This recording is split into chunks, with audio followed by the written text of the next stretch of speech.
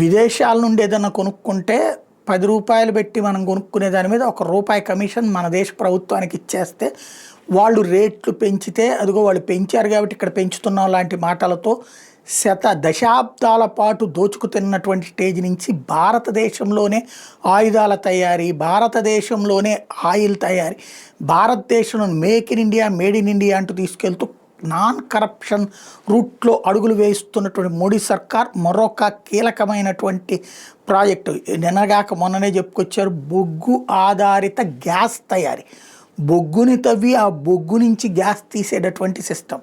ఇదే కాకుండా సముద్ర మదన్ అనే ప్రాజెక్టు పెడుతున్నారు.